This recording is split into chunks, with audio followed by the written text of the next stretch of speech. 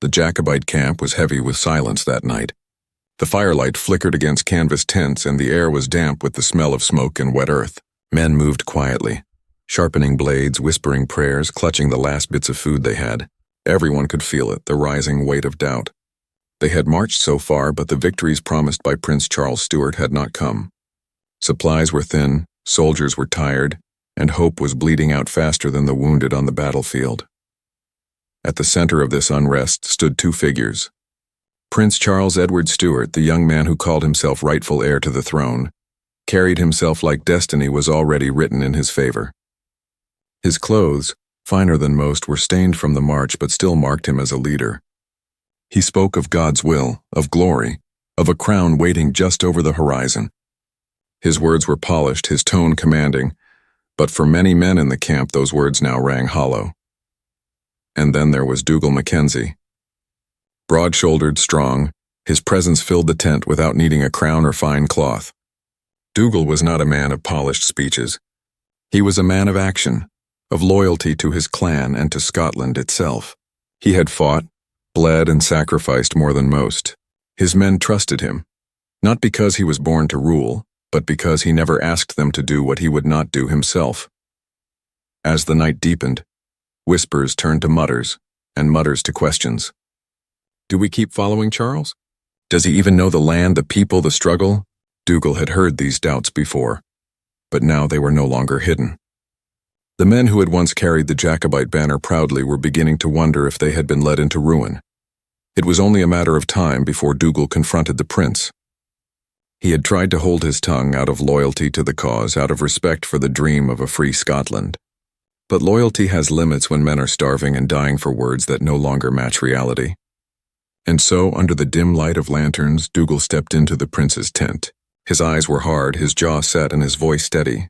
This would not be a polite exchange.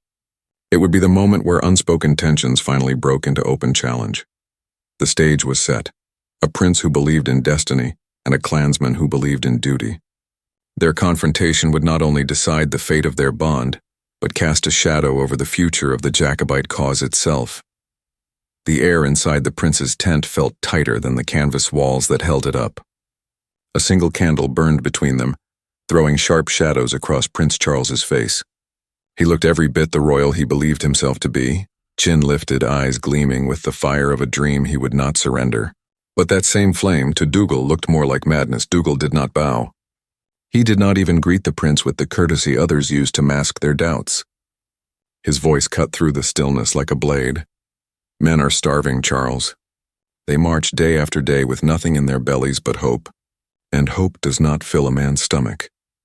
His words carried the weight of every weary soldier outside, every widow left behind, every promise that had not been kept. Prince Charles stiffened, his jaw tightening. You speak as if I have asked them to suffer in vain, he replied, his tone cool, almost dismissive. Every step they take, every hardship endured, brings us closer to restoring God's rightful order.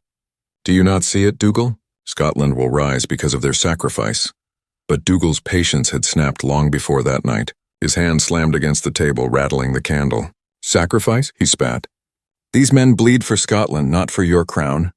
You promise them a future, yet give them no bread, no shelter, no plan beyond empty words. Tell me, Charles, how long will you ask them to die for your vision while you sit safe in your silks? The words struck harder than any sword. For the first time, the mask of certainty on the prince's face faltered. He drew himself up taller, his voice rising in sharp defense. I am their prince. I am chosen by God to lead them, and by my hand they will see victory. You forget yourself, MacKenzie. Your place is not to question, but to serve. The silence that followed was thick, broken only by the hiss of the candle wick.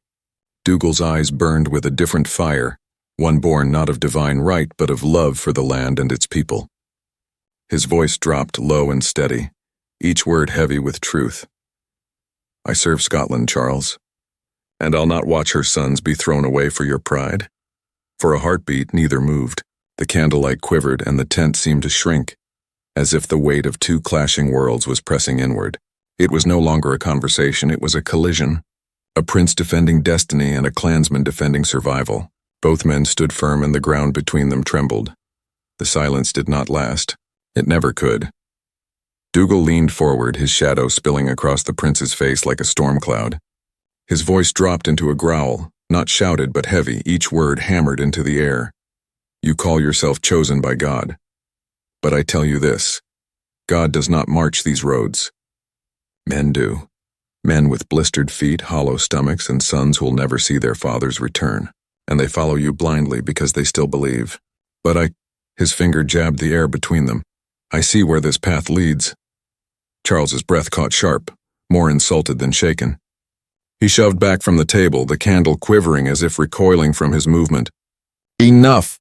His voice rang with outrage, the voice of a king addressing a traitor. You dare to question me? To accuse me? You speak like a man who has forgotten his duty. I could have you thrown out, branded a coward, cast aside like the dirt under my boots. But Dougal only straightened, his chest heaving with fury. His hand twitched at his side, dangerously close to the hilt of his dirk. His eyes blazed as though the weight of Scotland itself had pressed into them. Coward? His voice cracked through the tent like a thunderclap. I have fought for every inch of this land. I have buried kin, spilled blood, watched good men fall because I believed we fought for Scotland's freedom. Not for your vanity, not for your crown. The tent shook with the force of their words, though no wind stirred outside. The guards posted near the entrance glanced at each other, uneasy, unsure whether to rush in or hold back. For a moment it looked as if Dougal would cross the table, as if steel would be drawn and history itself would be rewritten in that single heartbeat. Charles's hand clenched into a fist, his knuckles white. His voice was steady now, almost eerily calm, but it carried venom. Watch your tongue, Dougal MacKenzie. One more word, and you will find yourself not in the company of friends but among enemies. The candle guttered low, smoke curling between them like a warning. Dougal's lips curled into something between a sneer and a grim smile.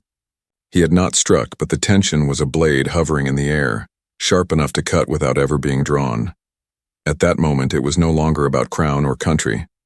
It was about pride, about two men who refused to bend, each convinced the other would doom them all. And in that suffocating space, the Jacobite dream itself felt as though it hung by a thread, trembling on the edge of a knife. The candle gave its last sputter, drowning the tent in half-darkness. The smoke curled upward like a ghost, twisting between the prince and the clansman, as if even the flame itself could no longer stand witness to what had just passed. Neither man moved at first. Their eyes locked, two storms colliding, neither willing to yield. Then Dougal's voice came, softer than before, but sharper for it. You think yourself a king, he said, each word slow, deliberate, as though carved from stone. But a king without the trust of his men is nothing more than a man in a borrowed crown. His shoulders rose and fell with the weight of a man who had carried Scotland on his back, and his gaze cut deeper than any blade. Remember this, Charles. A man can follow you out of fear, but he'll never die for you out of love. And when that truth finds you, it will be too late. Charles stood rigid, his pride the only armor left to him. His lips pressed into a thin line, but his silence spoke louder than rage. He would not admit weakness. He would not show doubt. In his eyes, the fire of destiny still burned, but it flickered, just enough for a man like Dougal to see the cracks. The guards finally stepped inside, uncertain, shifting uneasily as if they had stumbled into the heart of a storm. Dougal glanced at them only once before pushing past, his boots grinding against the dirt floor. Each step away felt like a declaration, louder than any oath. He had come into the tent as a loyal clansman. He left as something far more dangerous, a man no longer bound by faith in his prince. Charles watched him go, the weight of unspoken words pressing on his chest. For all his certainty, for all his belief that he was chosen, a single thought gnawed at him as the flap of the tent fell shut. Perhaps Dougal was right. Perhaps the cause was already broken, not by English muskets or lack of supplies, but by the rot growing within. Outside, the camp stirred restlessly. The men did not yet know what had been said, but they felt the shift in the air. The fragile bond that had held prince and clansman together had been cut, and though no blood was spilled, something far more fatal had been lost: trust. And so, in that quiet, heavy night, the Jacobite dream faltered, not on the battlefield, not by an enemy's blade, but in the shadows of a tent where two men, one bound by destiny, the other by duty, could no longer walk the same road. The camp did not sleep that night. Though no one had heard the words inside the tent, the air outside carried an unease that spread like smoke through the ranks. Men sharpened blades they would not use, whispered prayers they no longer believed, and stared into the dying embers of their fires, as if searching for answers that never came. Something had shifted, and though unseen, it was felt by every soldier who carried the Jacobite banner. Dougal's steps echoed in the dark as he walked away, not toward rest but toward a truth he could not ignore. His loyalty to Scotland had not wavered, but his faith in Charles had been broken beyond repair. And yet he knew what that meant. To defy the prince was to risk being branded a traitor. To obey him was to watch Scotland bleed dry. His heart, once steady as stone, now carried a fracture that no oath could mend. In his tent, Charles sat alone, the silence pressing heavier than the crown he longed to wear. He told himself Dougal was wrong, that the cause was still pure, that God's hand guided his every step. But even as he repeated these words, a shadow crept in. A prince can command armies, but he cannot command trust once it has been lost. For the first time, he felt the faint chill of doubt. And doubt, once planted, grows like ivy, wrapping around every certainty until even destiny begins to wither. The next morning, the sun rose pale and cold over the camp. Men marched as they always had, banners still raised, muskets still on their shoulders. But the unity that had once bound them was no longer whole. Every look between soldier and leader carried a question. Every footstep carried hesitation. And though history would mark the battles ahead, the true fracture had already taken place, not on the fields of Culloden, but in the shadows of a tent where pride clashed with loyalty, and two men could no longer walk as one. What Dougal and Charles left behind that night was more than anger, more than insult. They left behind the sound of trust breaking, and that sound would echo long after swords were drawn and banners fell as the true beginning of the end. History does not always turn on the clash of armies. Sometimes it shifts in the quiet, in the cracks that form between men who once stood side by side. That night, when Prince Charles Stuart and Dougal MacKenzie parted ways, no swords were drawn, no blood was spilled. Yet the silence left behind carried more ruin than any musket shot could deliver. From that moment forward, the Jacobite cause marched not as one body, but as a fractured force. Men still lifted their weapons, still answered the calls of their leaders, but the fire had dimmed. Whispers of doubt trailed every step. Trust, the unseen shield of any army, had been shattered in the very heart of their camp. Charles pressed on, blind to the weakness spreading beneath him, clinging to the crown he believed was his by right. Dougal, bound still by love of Scotland, carried the weight of a truth he could never unsee, that a prince's dream had come to stand in the way of Scotland's survival. Their paths diverged, but their rift bled into every man who followed, until even loyalty itself felt like betrayal, and when the fields of Culloden finally bore witness to the Jacobites' last stand, the defeat was more than military.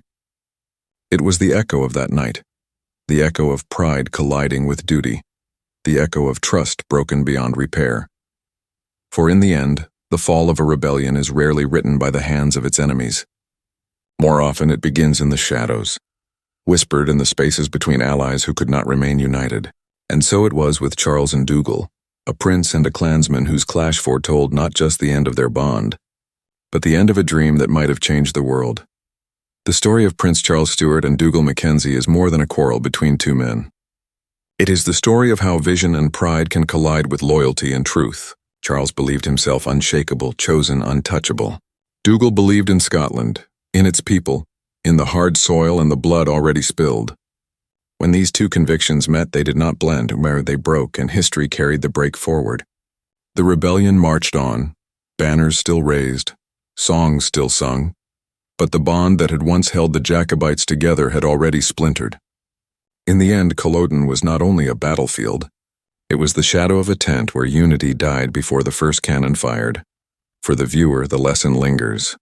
Great causes do not fall only because of the strength of their enemies. They falter when pride deafens leaders, when voices of truth are silenced, when unity gives way to suspicion and fracture.